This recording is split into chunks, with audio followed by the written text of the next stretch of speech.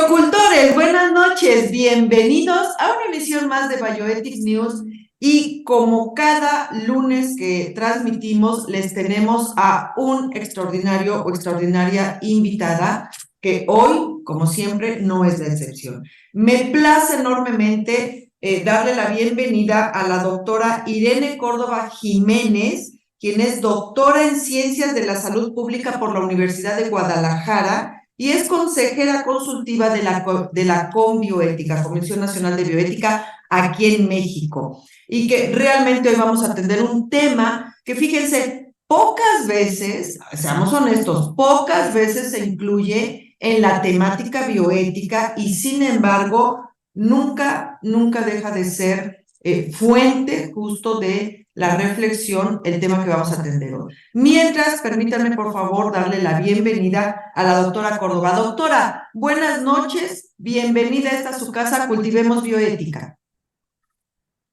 ¿Qué tal, doctora? Muchas gracias por invitarme. Espero que el ruido ambiental no complique la comunicación, pero muchas gracias nuevamente y es un gusto estar con usted, con el público que la escucha. Sí, biocultores, ahí sí, por favor, apelo a su comprensión.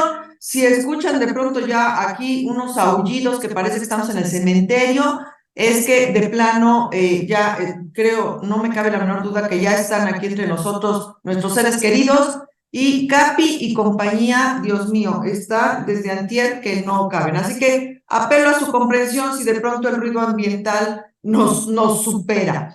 Pero mientras confiando en que no suceda, doctora Córdoba, qué bueno que aceptó usted nuestra invitación para atender este tema de trasplantes, donaciones, porque, queridos biocultores, el pasado mes de agosto de este año, la COFEPRIS y el SENATRA, que es la Comisión Nacional de Trasplantes, emitieron un documento que consiste en 15 apartados, donde se reafirma o se retoma esta cuestión de pues, la probidad para hacer las donaciones, los trasplantes, qué líneas se tienen que observar. Y este tema de trasplantes y donaciones, etcétera, como bien dije en la introducción, no siempre se atiende en la temática bioética, seamos honestos,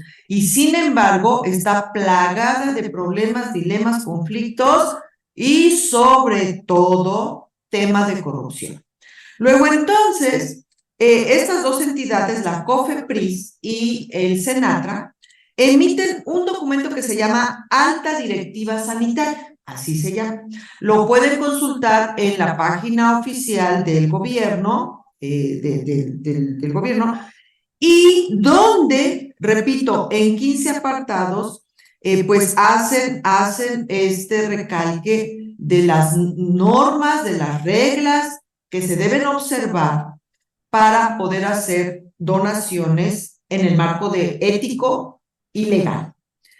Y en este sentido, doctora Córdoba, a mí me gustaría, digo, los biocultores obvio ahorita no tienen acceso al documento, pero en cuanto lo revisen, a mí me gustaría remitir la atención al apartado 6 de dicho documento, donde hacen énfasis en una situación, doctora, que desde los inicios de esto de la donación y los trasplantes, etcétera, siempre ha sido un tema, una línea muy recurrente y de mucho problema, que es la relación entre donadores vivos y la exigencia de que no haya lucro, de que no haya coacción, de que efectivamente sea una donación altruista y la limitancia, seamos honestos, la limitancia que tenemos para realmente probarlo, porque a veces solo se reduce a que demuestren que son familiares. Y a veces simplemente que lo demuestren con testimonial, o sea, sí, él es mi primo, o sí, él es mi hermano. Entonces, por un lado tenemos esta problemática y por el otro, realmente el poder probar al 100% que no haya lucro o coacción. Doctora Córdoba. Bueno, sí, me parece que las autoridades se están comprometiendo con un tema que puede ser al final costoso para la donación de órganos, que es un acto pues, muy solidario, es un acto significativo y de mucho compromiso social. Y bueno, el tratar de proteger un acto de este tipo para que no se vea manchado por malas decisiones que se tomen al interior de las instituciones de salud.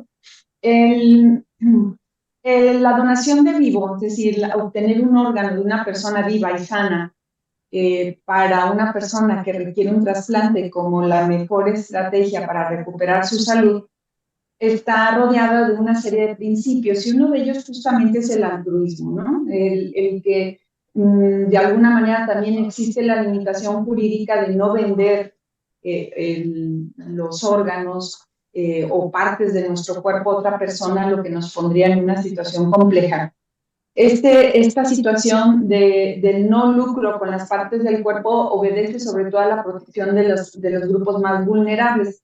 Hay múltiples temas al respecto, pero veamos la situación en India, donde, por ejemplo, es legal la compraventa de órganos, o, por ejemplo, donde es legal la subrogación de vientres maternos. Y ahí podríamos tener toda una línea de discusión en la bioética, ¿no? De por qué sí y por qué no. Sin embargo, en México esto es muy claro, la donación sigue el principio de altruismo y no deben venderse los órganos. De tal suerte, hubo una reforma a la Ley General de Salud, no recuerdo muy bien la fecha, pero debe de haber sido algo así por el 2011, un poco antes, donde se permite la donación de vivo no relacionado. Anterior a esta fecha estaba prohibido. Donador vivo relacionado implica que hay una relación de parentesco entre el donador y el receptor. Y donador vivo no relacionado es que cuando menos se presume que hay un vínculo afectivo, pero no mediado por el parentesco, pero que sí se conocen y que sí son personas que altruistamente quieren ayudar, o que una persona quiere ayudar a otra por el cariño o el afecto que le tiene.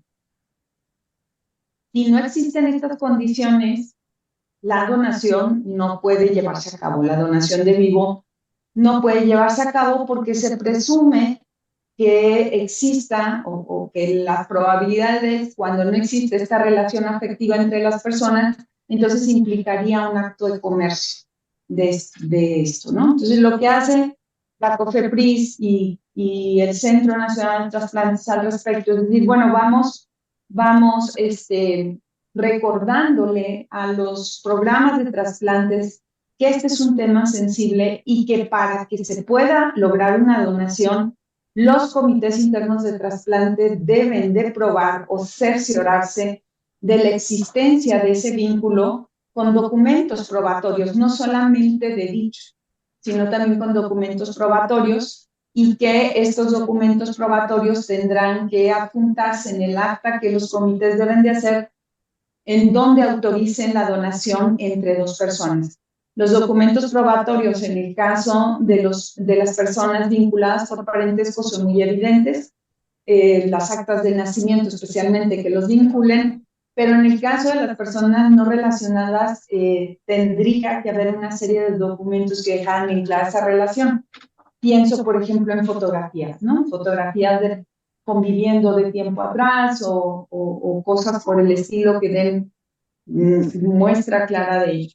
Me parece que en el caso, por ejemplo, hipotético en donde un trabajador le quiera donar al patrón o a algún familiar del patrón, pues no se me ocurre cuál pudiera ser un documento probatorio de que lo hace altruistamente.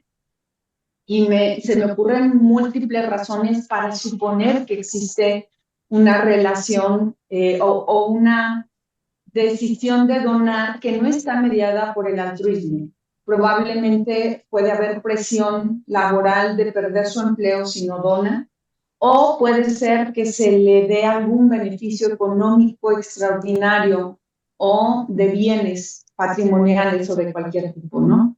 Y esto ya sería cuestionable y ya estaría dentro de los actos de comercio, o peor, estaría dentro del ejercicio del poder de una persona sobre un subordinado, lo que haría que quedara totalmente nulificada su autonomía, haciéndole mucho daño, poniéndolo en riesgo. Creo que ese es el objetivo de este punto en el documento de la alta directiva. Y que desgraciadamente, retomo lo ya dicho, o sea, no, las formas en que ahorita se ha establecido el explorar o el determinar, más que explorar, determinar que efectivamente es una donación altruista, realmente tiene mucha limitancia. Lourdes Sodi, una extraordinaria antropóloga, hizo un estudio aquí en México, en el Instituto Nacional de Cardiología, donde mediante acompañamiento durante todo el proceso de donación, determinó o se documentó que aún entre familiares existe la coacción.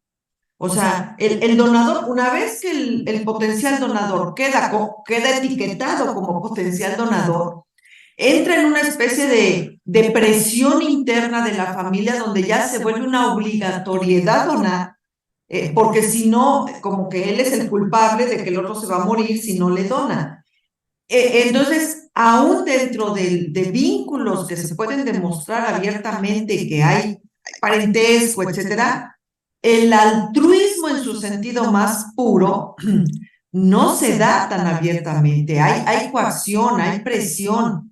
Probablemente no haya lucro en ese sentido, pero de ahí a un acto altruista así, en el más puro sentido, la realidad es que no es tan así. Eso por un lado. Y por el otro, en estas relaciones asimétricas, efectivamente, puede evidenciarse más la coacción en el sentido de que efectivamente, por ejemplo, yo observaba mucho sacerdotes donde misteriosamente una monja quería donar.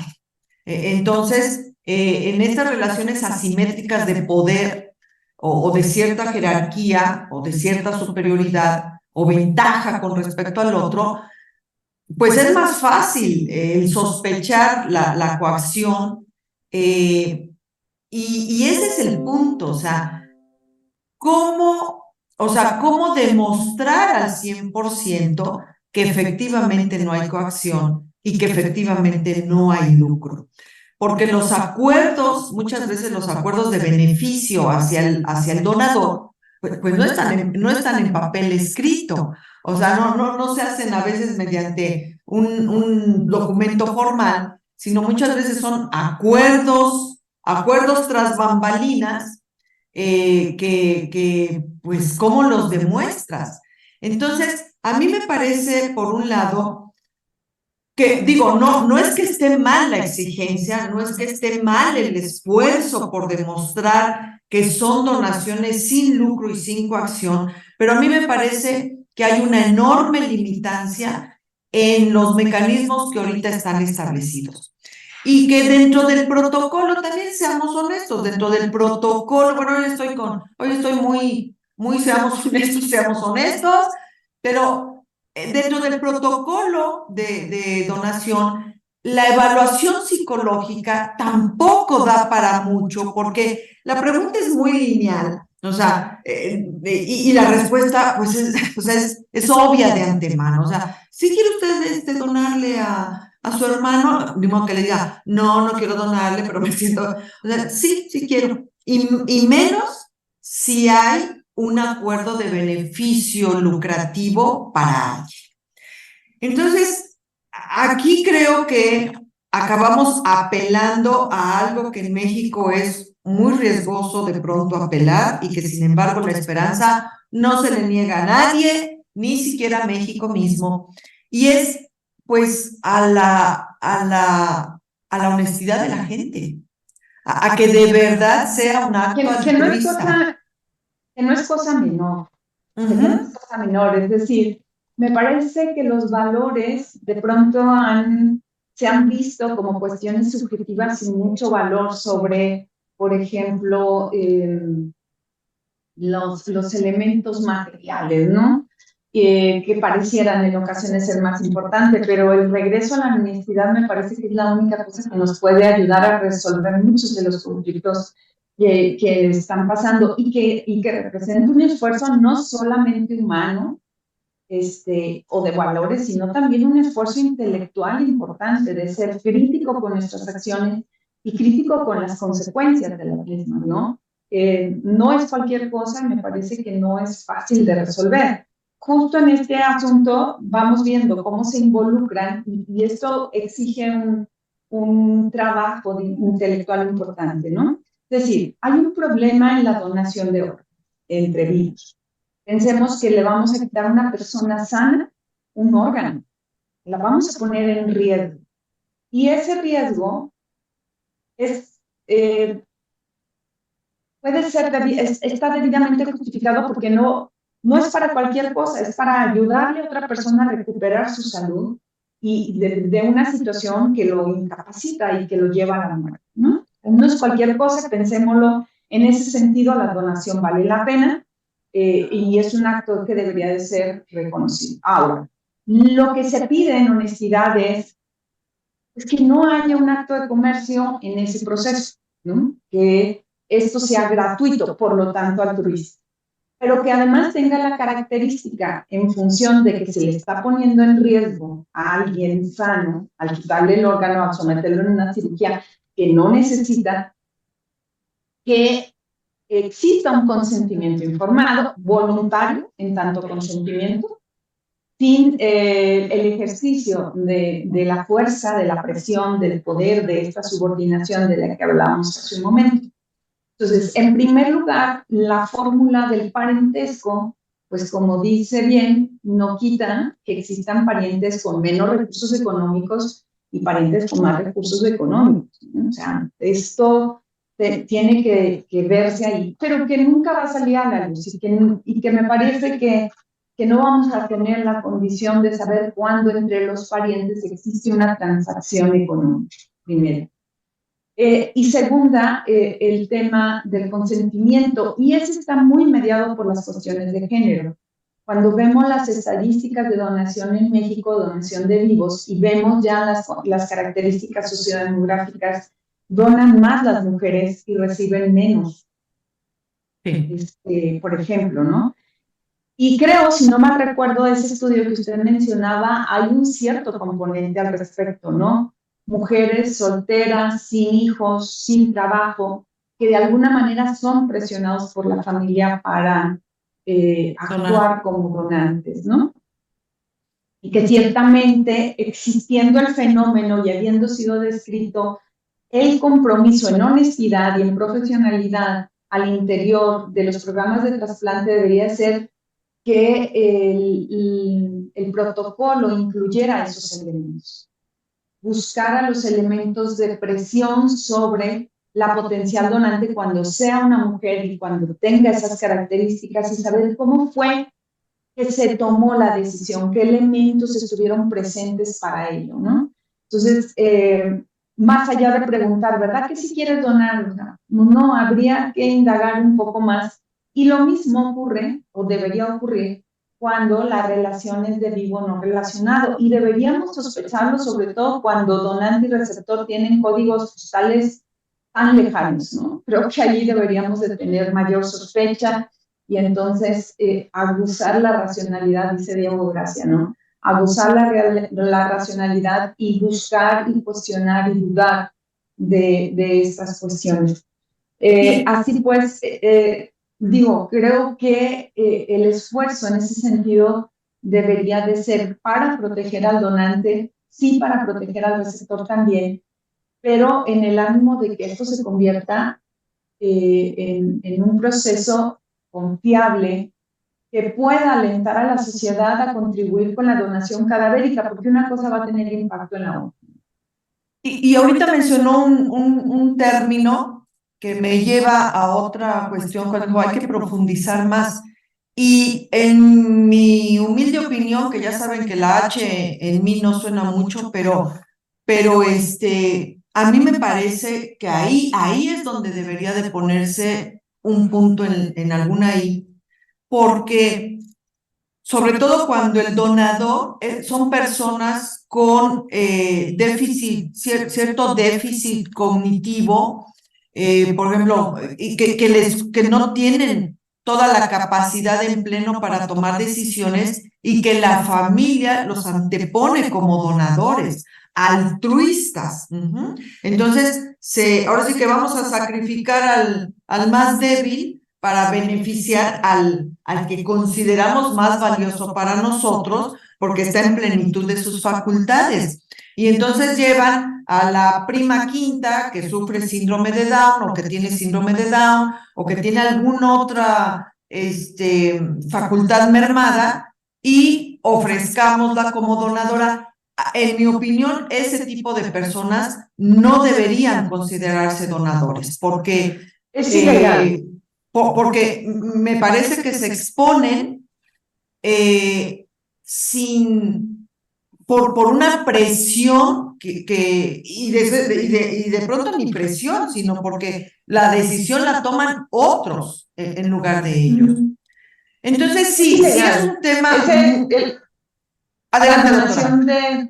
La donación de personas sin capacidad intelectual o con, digamos, las personas que no tienen condiciones para ser autónomas, tal y como lo establece la ley, tal y como lo establece la ética, no pueden ser donantes. La Ley General de Salud establece claramente que las personas con discapacidad intelectual y los menores de edad no pueden ser donantes en vida, ninguno. Y después de la muerte, los niños pueden ser donantes, pero las personas con discapacidad intelectual no pueden ser donantes. Los comités internos de trasplante adquirirían una responsabilidad gravísima de autorizar cualquier donación porque hay sanciones aseguradas en la Ley General de Salud. No debe de ocurrir. Yo espero que no ocurra. Un solo caso me fue consultado, una persona con esquizofrenia, un padre que querían que fuera él el donador de su hijo menor de edad. Había una situación familiar compleja, pero el padre estaba medicado. Es decir, la esquizofrenia no incapacita absolutamente. Y entonces, en tanto el consentimiento fuera dado en este estado de claridad mental, no tenían problemas, pero el problema eran los cuidados posteriores a la cirugía y la posibilidad de que abandonara. Entonces, era un caso limítrofe, pero que también era comprensible que fuera el padre del donante del menor, la compatibilidad, la relación y el vínculo. Pero fuera de ello, honestamente, en muchos años no me ha tocado conocer un caso, no digo que no lo haya, yo espero que no lo haya, porque la ley es muy clara al respecto. Sí, desgraciadamente aquí es donde entran los asegúnes y de pronto resulta que ya completó el protocolo, luego, y que nadie se fijó que tiene síndrome de Down.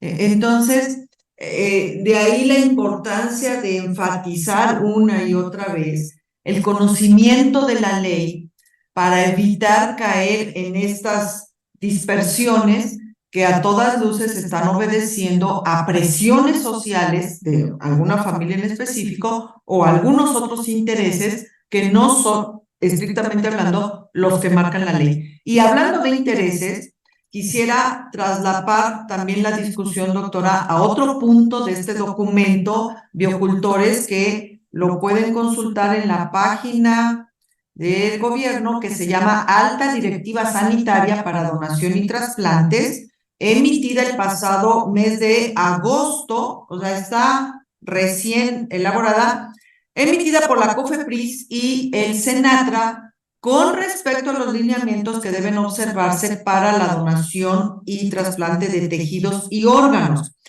Y este documento se llama Alta Directiva Sanitaria de Donación y Trasplantes, para quien guste consultarlo en su amplitud. Y a mí ahorita, tomando como eje esta palabra de intereses, doctora Córdoba, me gustaría ahora remitirme a otro de los artículos de este documento, donde antepone esta cuestión también de que los profesionales de la salud no deben tener conflicto de intereses o a la hora de participar en algún proceso de donación de órganos o tejidos.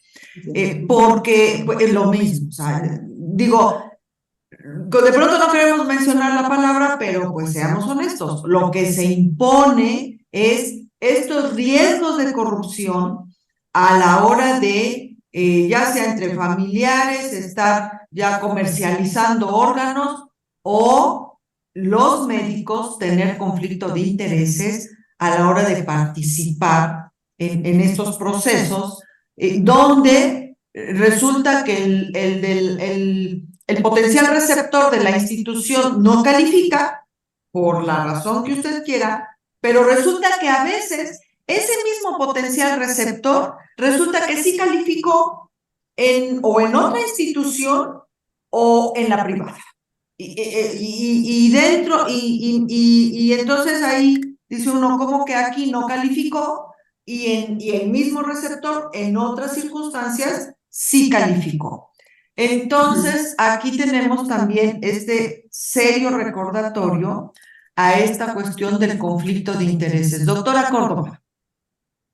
Sí, bueno, antes un poquito mencionar que es el conflicto de interés, ¿no? Y me parece importante mencionarlo porque de alguna manera nuestra legislación se ha quedado rezagada para legislar en materia de conflicto de interés en cualquier situación. A veces queda muy claro en el ejercicio de las funciones de los servidores públicos, pero más en el ámbito financiero, ¿no? En la contratación de servicios, pero el conflicto de interés es una sola conducta, que es una situación en la que el juicio de las personas están indebidamente influenciadas por intereses particulares. Pensemos en este caso concreto, ¿no? Profesionales de la salud trabajando tanto para el sector público como para el sector privado, haciendo la misma función, realizar trasplantes, ¿no? Y que tengan que tomar decisiones en ambas, pero que siempre privilegien las decisiones en favor de las instituciones privadas donde tienen la posibilidad de recibir recursos económicos cuando tienen garantizado el sueldo en las instituciones públicas. Esto es un claro conflicto de intereses. Lo que la alta directiva les está señalando es deben de abstenerse de hacerlo. Debemos de acabar con el conflicto de intereses. Esto también contribuye a la transparencia en los procesos de donación, a la confianza de la sociedad, pero también a o para evitar procesos injustos e inequitativos en la asignación y distribución de órganos, ¿no? O, por ejemplo, en el ejercicio de las decisiones en donde será atendido un paciente que está inicialmente inscrito en una institución pública y que después pasa sin entender por qué razón a la institución privada, ¿no? Es el mismo médico tratante en ambas instituciones y entonces es evidente que está mediada por un conflicto de intereses. Y esto no ocurre exclusivamente en trasplantes, ¿no? Sabemos muy bien cómo porque no opera con la velocidad que los pacientes desean o necesitan, en ocasiones deciden irse con el mismo médico a su consultorio privado. Creo que ahí debería haber un ejercicio de análisis por parte de la comunidad médica de cómo pueden controlar estos conflictos de interés. Ahí sí me parece que tendría que existir un ejercicio de honestidad más importante porque lo que se está decidiendo aquí son cuestiones que después tienen un impacto significativo en la voluntad de las personas para donar órganos o no hacerlo, ¿no? Bueno, aquí sí me gustó que la alta directiva incorporara este elemento del conflicto de interés y que, sobre todo porque escucho mucho en el ámbito médico este asunto de que si no está prohibido, está permitido, ¿no? Y yo les diría que no es así. O sea, para el sector público es a la inversa. Si no está expresamente permitido, entonces está prohibido. Y ahí me parece que cometen un error de interpretación de los principios jurídicos o de los principios legales o de los principios del derecho. Para los servidores públicos, si no está expresamente permitido, está prohibido. Y entonces, eso es una. Y la segunda es, aunque sigan el principio de lo que no está prohibido, está permitido, hay que entender que una cosa es lo jurídico y otra cosa es lo ético. A veces lo jurídico puede ser bastante injusto, ¿sí? Es decir, alejarse de la ética e incluso yo insisto que tendríamos la obligación de desobedecer una ley injusta. Tendríamos la obligación moral de desobedecer una ley injusta, por un lado. Y por otro lado, no todo lo ético debe estar en la ley. Debe de conservarse, no todo lo ético es juridificable. Debe de conservarse en el mundo de la racionalidad y del compromiso moral y del compromiso ético para con las personas a las que atendemos, sobre todo para las personas que menos tienen, ¿no? Tenemos como esa obligación moral todos los seres humanos de ser justos con todos, de tratarlos por igual a todos, a menos que tratarlos de manera diferenciada implique una ventaja para el más desafortunado, ¿no? Creo que este era un elemento que hacía falta que la autoridad pusiera el dedo en ese punto para insistir, esto no, tengan cuidado porque incluso lo dice la directiva, en caso de que ocurran, podrán ser denunciados ante las autoridades correspondientes para iniciar acciones legales que en derecho corresponden. Yo creo que no está de más esta advertencia de la alta directiva. ¿Qué cosas tan fundamentales acaba usted de mencionar? Porque efectivamente, o sea, a veces uno, y esto a mí me preocupa mucho con las generaciones venideras, donde ven que no pasa nada y a veces piensan que porque no pasa nada legalmente, no pasa nada. Y a veces no pasa nada legalmente, pero sí pasa mucho éticamente, porque en la medida en que se va carcomiendo, se va erosionando el sistema por la subliminal o explícita corrupción, eventualmente pasa algo, tanto social como legalmente, porque para cuando pasa social o legalmente ya tiene mucho camino ético que ya pasó. Y entonces sí, viene la desgarradera de vestiduras, vienen los pronunciamientos, vienen el etcétera, etcétera, pero es que no nos dimos cuenta que para cuando estalla la bomba, ya llevábamos un buen camino recorrido de indiferencia, negligencia, corrupción, indolencia, y de ahí esta importancia crucial de no perder el norte. De verdad no necesitar la coacción legal para cimentar lo ético. Y justo lo que usted dijo ahorita, recordar que muchas veces el derecho va más lento que la ética. Y lo ético a veces lleva una distancia muy pronunciada y de ahí la importancia de pues, apelar a la ética en lugar de estar apelando a la coacción legal. Y repito, mi preocupación, digo, no solo por lo ya platicado, sino las generaciones jóvenes que se dejan llevar por lo visible y a veces lo visible es que no pasa nada, pero éticamente sí está pasando y mucho. Así que, y trasplantes, de verdad, es un tema, donación, trasplantes, que debería estar más en la marquesina del universo bioético, porque todas estas aristas y muchísimas otras más deberían de estar en constante reflexión, en constante crítica, para buscar construir soluciones, porque aquí tampoco es de cacería de brujas, y a ver, no, ir construyendo soluciones en un tema complejísimo que hasta ahorita no se ha encontrado la regla estándar de oro, por ejemplo, para la asignación o la distribución. No existe la regla estándar de oro. Se han probado varias opciones y seguimos igual. Entonces, ojalá todas las asociaciones y todos las personas que se dedican a esto, yo aquí hago un llamado fraterno, respetuoso, pero también muy acucioso a todos los médicos que hacen congresos de trasplantes, que pongan temáticas bioéticas, porque de pronto uno ve los programas y, como les digo, mucha ciencia, pero poca conciencia. O sea, no abren el espacio para la discusión bioética, y mientras no unamos esfuerzos, los abismos van a estar ahí. Doctora Córdoba, de verdad ha sido ilustrativo a más no poder escucharla. Vamos cerrando ya nuestra emisión y me gustaría que en su experiencia, en su conocimiento, bueno, hemos atendido hoy 2 puntos de esta alta directiva sanitaria. Son 15 biocultores en total, cada uno seguramente da para toda una discusión.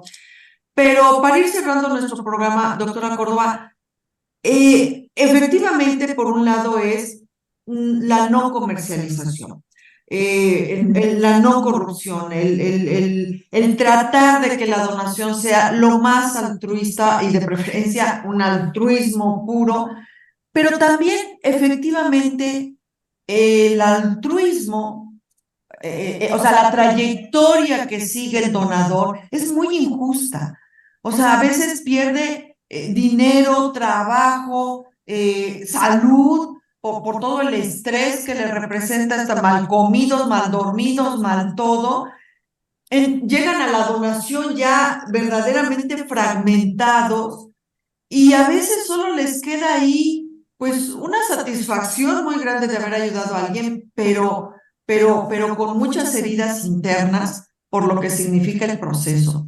Y en este sentido, o sea, no sé, hasta que deberían estar involucradas todas las instancias. O sea, por ejemplo, si una persona está en un proceso de donación, la empresa en la que trabaja debería de tener también pues un algo, un reglamento de poder otorgar permiso laboral, o sea, cierta flexibilidad para que esa persona pueda participar en estos procesos. Entonces, aquí en este tenor de hasta dónde el altruismo, o sea, el contemplar al altruismo como un único mecanismo, pero el sistema social, la forma en que se ofrece ese altruismo, es injusto en muchos aspectos. Y ahí, o sea, ¿hacia dónde podemos caminar, doctora Córdoba? Bueno, la buena noticia, y me gustaría mencionarlo también como una buena noticia, es que hay médicos comprometidos con el tema. Aquí en Jalisco, en Guadalajara, está la doctora Conio Cegueda, que ha venido insistiendo, justamente que se capacitó y se preparó con una maestría en bioética, ha venido insistiendo qué pasa con los donantes vivos, ¿no? Una vez que se realice el acto quirúrgico, suelen ser abandonados. Y ella empieza durante la pandemia, como nefróloga, justamente a recuperar y a buscar a todos esos donadores y saber cuál era su condición. Y resulta que muchos de ellos no sabían que tenían que seguirse atendiendo, realizarse estudios, dar seguimiento a esta situación. Y a plantear el tema de la solidaridad. Recurrimos al argumento de la solidaridad para que la gente done, pero luego cuando donan se nos olvida que les debemos solidaridad también a ellos y cuidados, ¿no? Deberían de, como dicen, existir algunas normas relacionadas con el aseguramiento de la calidad y la seguridad en la salud de estas personas. En el 99, en 1999, que yo empecé a trabajar en el programa de trasplantes, los seguros de gastos médicos mayores no cubrían donaciones, trasplantes, perdón, mucho menos donaciones, ¿no? Este asunto se fue resolviendo. Llega un momento en que muchas de las aseguradoras ya cubren ambos, ya entienden la lógica de atender ambas situaciones, aunque el asegurado sea uno. En el sector salud, digamos, en la parte pública, en la derechohabiencia, de pronto también hubo esa crisis, ¿no? Bueno, yo voy a hacer el trasplante, consciente del donante, pero un donante que sea derechohabiente, porque si no yo no lo puedo atender. Esta parte también fue superada. Pero ahora nos hace falta ese compromiso que tenemos con los donantes vivos. ¿Dónde están? ¿Cómo están? ¿Quién está atendiendo sus necesidades de salud y quién está pagando los estudios que deben de hacerse? Así pues, la doctora Connie, junto con un grupo de voluntarios que han creado la Fundación Riñón Amigo. En Guadalajara están empezando a trabajar para la protección de los donantes vivos. Espero que el esfuerzo de esta fundación como colectivo llegue a buen puerto. Ya tiene la doctora Connie datos muy interesantes al respecto y creo que es momento de voltear a ver a todas aquellas personas que nos dieron mucho de sí y que hay que ver dónde están, cómo están y ver qué podemos hacer por ayudarles, ¿no? Sí. Y yo creo que también es momento de invitar a la doctora Connie, que venga y nos platique, o sea, cómo está, cómo va, los objetivos de esa labor, porque a mí me parece que es un enorme pendiente que la sociedad tiene para con las personas que en su momento hicieron estos actos de sacrificio. Recordar que altruismo está inmerso en esta acepción de sacrificio y de verdad el rescatar esta cuestión y ver cómo ese sacrificio impactó en sus vidas, creo que es un enorme pendiente que como sociedad tenemos. Y no solo los donadores vivos, las familias donantes, los que aceptaron la donación cadavérica, que también quedan con muchas lesiones, a veces psicológicas, a veces emocionales, en el sentido de que recordar que una muerte por un fallecimiento por muerte encefálica casi siempre es una muerte traumática, porque son súbitos, jóvenes, la mayoría inesperados. Entonces, a mí me parece extraordinario que alguien esté haciendo esto. Y doctora, si usted nos auxilia, pues vamos a pedirle a la doctora Connie que venga y hacer una emisión con ella para sensibilizar a la sociedad en este respecto y cerremos ahí esa brecha que me parece los donadores lo merecen. Doctora Córdoba, qué magnífico, uno se queda callado, o sea, escuchándola, uno nada más se tiene que quedar callado y todo lo que usted nos aporta, y de ya, pues, le extiendo una invitación para que si usted nos ayuda, convocamos a la doctora Connie y la invitamos, y me parece que usted también tendría que estar con nosotros para hacer un programa con ella. Y biocultores, de verdad, créanme, yo me dediqué muchos años a esto de los trasplantes, etcétera, así que de primera mano, créanme que los donadores es un enorme pendiente en materia de justicia reparativa en este país. Así que pues vamos por ello. Doctora Córdoba, un placer haberla tenido. Muchísimas gracias por su aportación. Y aquí me quedo con el pendiente de una segunda emisión. Nos despedimos, doctora Córdoba. Buenas noches. Hasta luego. Bye. Biocultores, esto fue Bioethics News. Muchísimas gracias por acompañarnos en esta emisión y quedamos ya con este pendiente para otro programa con respecto a donación y trasplantes. Buenas noches, hasta la siguiente. Gracias.